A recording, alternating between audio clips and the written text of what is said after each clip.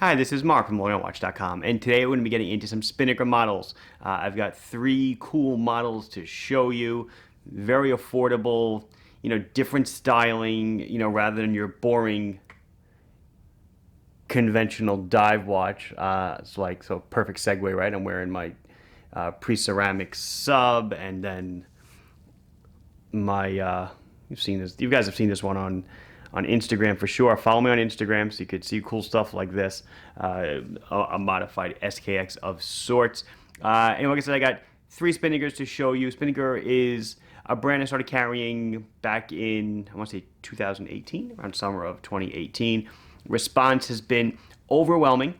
For a new brand in my store, it does extremely well, especially for a brand that doesn't have, notoriety. But I guess they're a micro brand, but probably maybe not. They do some pretty large production numbers, so maybe they're breaking into more of the mainstream. Maybe one day you'll see them in a local store. But who goes to stores anymore, right? Anyway, let's head on over and check these out.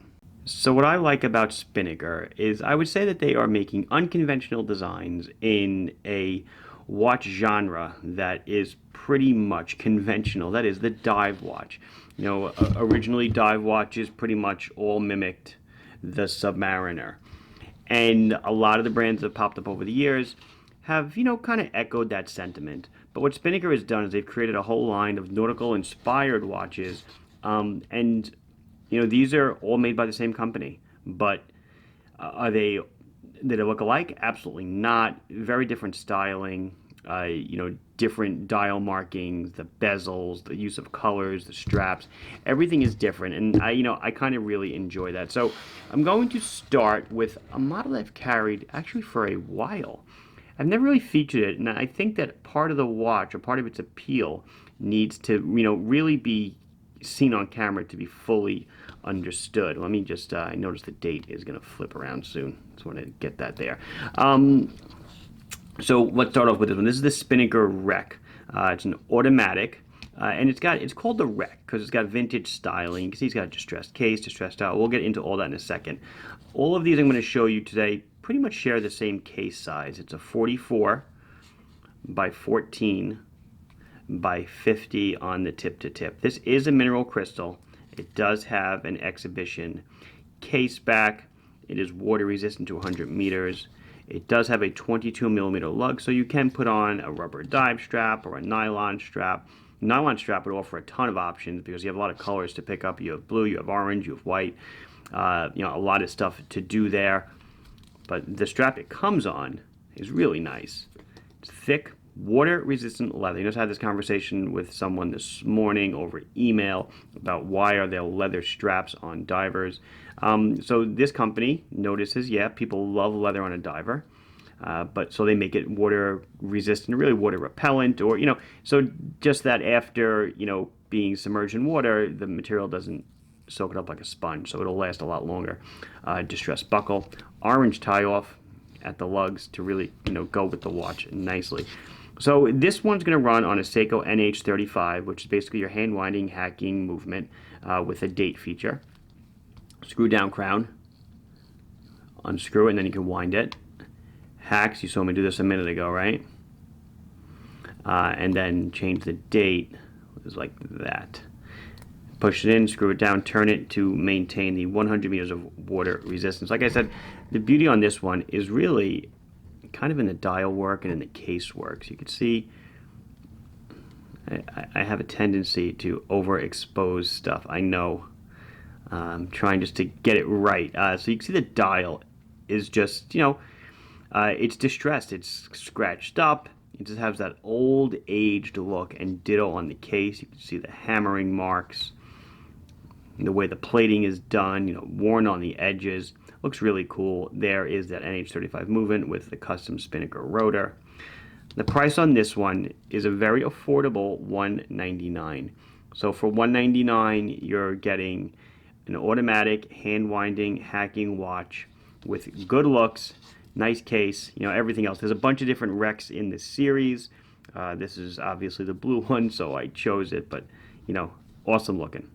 So now we're going to move on to the Cahill. We'll do loom on everybody at the end, as well as 1 and 2 wrist shots. So here we've got a much different dial, right, than the one we just looked at. Look at the size of the dots on this dial. I love it. And the play of the brown strap on the black dial really looks pretty darn cool.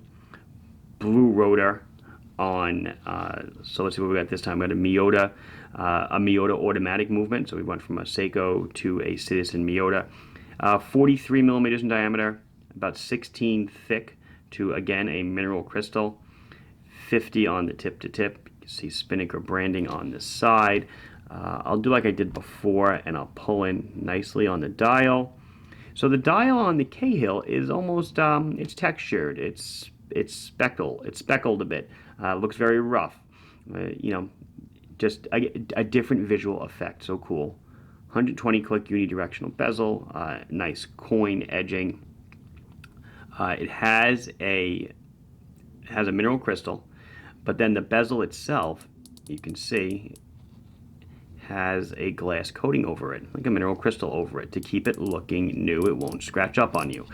So I know some of you really start to freak out when the bezel isn't straight, so I'll straighten it out for you again. But you can see it's 120 click coin edge bezel, and there we go. Screw down crown, 200 meters of water resistance, and you could tell that that is a Miyota movement, not a Seiko movement. You can see all the writing written on the back. So this guy comes up to $299. A little more substantial, a little better on the build quality. Beautiful strap with the tied-off stitching, and a Spinnaker branded buckle. Again, this is the Cahill. The Cahill itself comes in a bunch of different executions, dial colors, whatever. This is just, I'd say, one of the most popular. I dig black dial, brown strap. Looks nice on the diver, looks nice on an aviator. And then here is one that I actually own. You've seen it in other videos that I've done. This is another Cahill, but done in an all black PVD. Again, nothing like the prior, nothing like the first one I showed you. Its own watch. This guy's going to run on NH35 again, so that's Seiko's hand winding and hacking movement. It's 43 by 16 to a, now we've graduated to a sapphire crystal. It's 50 millimeters on the tip to tip. You can see a nice black PVD rotor, and this guy it says sapphire right there, so we know we have a sapphire crystal on the front. Beautiful, beautiful 120 click bezel. This guy's going to retail for around $280 or so. I think I went one click too far. Some people at home are probably, their brains are exploding. I'm going to leave it like that, though. You can enjoy that. Screw down crown, 200 meters water resistance, usual hand winds, hacks, etc., etc. 22 millimeter lug. So if you don't like the blacked out strap, you can swap it for another one, but you know, they've even went ahead and PVD'd the buckle for you, which is such a small detail, but it's truly appreciated. Not all brands go through the rigmarole to get that done. Let's line them up for a loom shot, and then we'll put them on the wrist. So here's how they're gonna lay. I've got the Rec and the two Cahills over here. We'll flip out the lights and see how they go.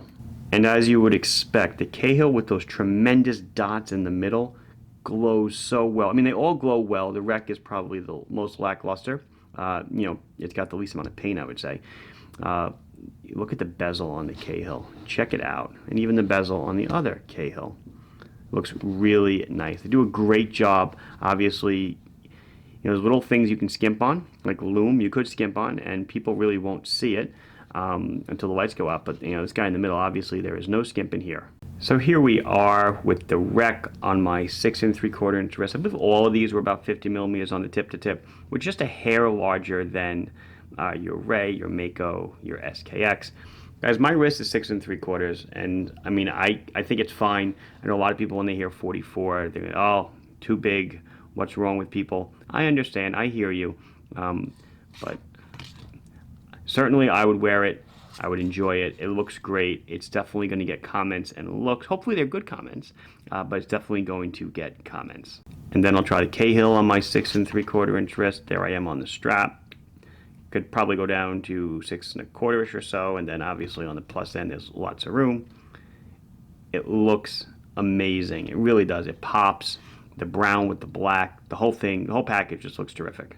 So we will wrap it up there. This has been Mark from LongOutWatch.com showing you some Spinnaker watches. Please like the video if you enjoyed it. Subscribe to the channel if you have not done so.